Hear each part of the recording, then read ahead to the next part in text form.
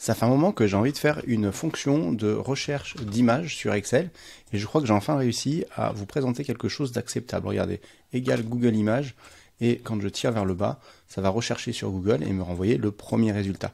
Je vous explique comment j'ai réussi à faire ça. En fait, mon premier réflexe, ça a été de passer par des API de sites qui proposent en fait des recherches d'images et notamment il y en a une sur Unsplash. Mais le truc c'est que quand je recherchais certains éléments, c'était pas forcément concluant. Ici, si je prends le même exemple que tout à l'heure, vous voyez, Solpedin ça met un fichier Excel, Datalab Consulting ça met quelque chose qui est pas en raccord avec mon entreprise, et puis soit l'élastique ça me met carrément quelqu'un qui fait du motocross. Donc la solution, c'est plutôt de passer directement par le site Google Images. Et regardez, je vous montre la logique. Je suis sur Google et je vais chercher n'importe quoi, par exemple cheval, et je vais aller sur les images. Et l'idée, c'est d'extraire la première image de cette page-là, cette image-là. Alors pour ça, il va falloir que je récupère l'URL, qui est un petit peu complexe ici, mais en fait, il y a plein de choses dont on n'a pas besoin. Après le search, j'ai SCAESV égale, il y a plein de choses. Et après, j'ai Q pour query égale cheval. C'est la requête que j'ai fait. Donc je vais tout supprimer ce qu'il y avait avant Q égale. Et si je revalide, vous voyez, ça n'a rien changé. Ensuite, j'ai après cheval, TBM égale ISCH. Ça, je vais le laisser. Par contre, tout ce qu'il y a après, je peux le supprimer. Et je retrouve sur une URL beaucoup plus courte. Je suis obligé de laisser là, le TBM égale ISCH parce que c'est ce qui me permet d'aller vraiment chercher dans les images. Donc je garde cette URL. Et maintenant je vais dans Excel. Je vais ouvrir un fichier Excel Google Images, voilà celui-ci. Donc j'ai cette URL qui est ici. Je vais utiliser la fonction service web qui va me permettre d'exécuter cette requête. Service web, j'exécute cette URL. Et ici, j'arrive en fait sur tout le code HTML de la page.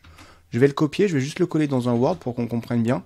Il y a plein de choses qui arrivent. Mais ce qu'il faut savoir, c'est que moi, ce que je veux récupérer, c'est ici les images qui sont dans cette section-là. C'est pas la première image de la page parce que c'est le logo Google. Donc il faut que je trouve où est-ce que est délimitée cette partie-là. Et dans le code HTML, si je recherche image au pluriel, j'ai un endroit image en majuscule, c'est un span, c'est une nouvelle partie de ma page HTML et en fait c'est ça qui va me permettre de dire à partir de là je suis vraiment sur les images. Donc je vais coller image au pluriel et le span et je vais retourner dans Excel. Ce que je vais faire c'est que je vais vouloir du coup prendre tout ce qui est après cette balise là. Donc pour ça je vais utiliser la fonction texte après de tout ce code HTML. Et mon délimiteur, ça va être image et la balise /span. Je vais valider. Donc ici, je récupère maintenant tout ce qui est après. Ce qu'il faut savoir, c'est qu'une image en HTML, on la définit dans une balise image et la source de l'image, c'est src égale et le lien HTML de l'image.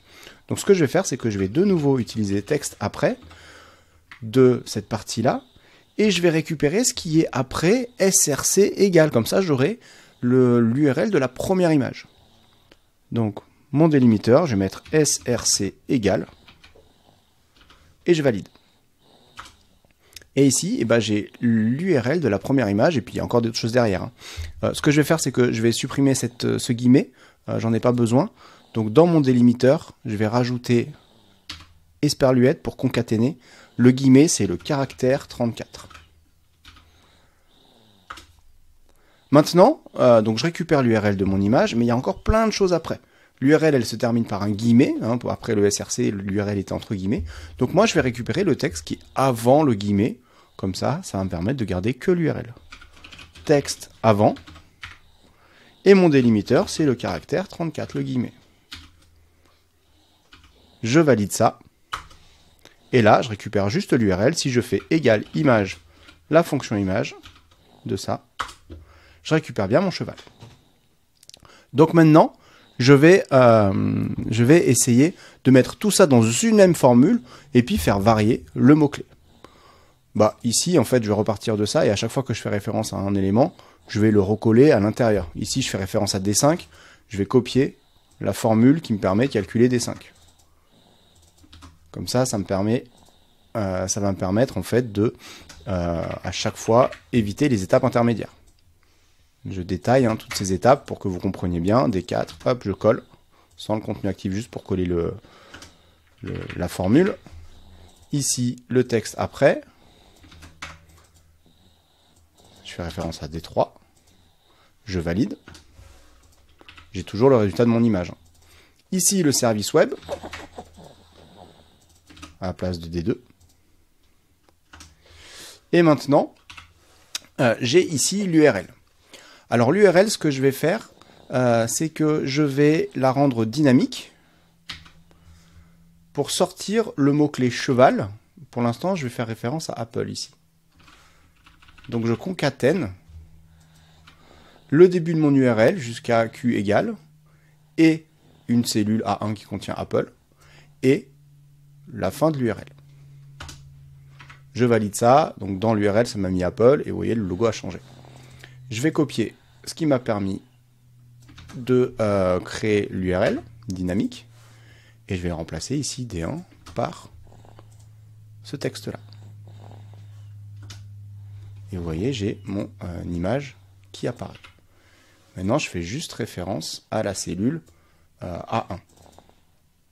Je vais mettre ça dans une fonction lambda pour pouvoir l'utiliser après dans une formule.